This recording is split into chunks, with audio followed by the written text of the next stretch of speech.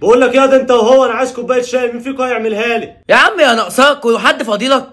انا ماليش دعوه بحاجه، وانا مش هلبس في الاخر. يعني هي بقت كده يا ابن الجزمه انت وهي وهو؟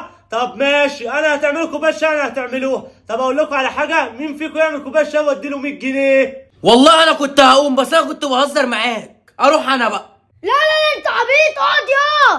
انا هروح انا هعمل لك كوبايه الشاي. يا بابا كوبايه الشاي دي من اسياد ست البيت، انا الوحيده بنت فيهم، يعني انا اللي هقوم اعمل لك كوبايه شاي.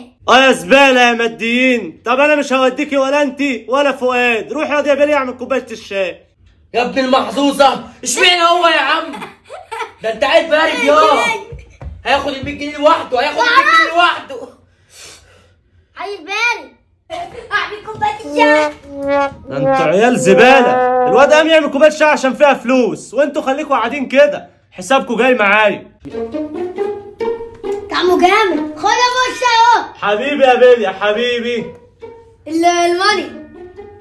حبيبي لا يا بابا انت مش قلت لي هتديني 100 جنيه؟ طيب يا حبيب قلبي، هقبض الجمعيه وهديك 100 جنيه، ليك 100 جنيه في رقبتي. حبيبي كوبايه الشاي تحفه. يا عم انا عايز ال 100 جنيه دلوقتي، ماليش دعوه. انت بتعلي صوتك عليا ها؟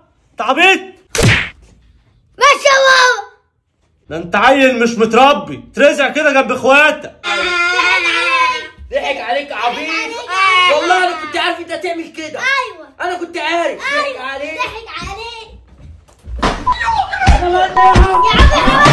يا عم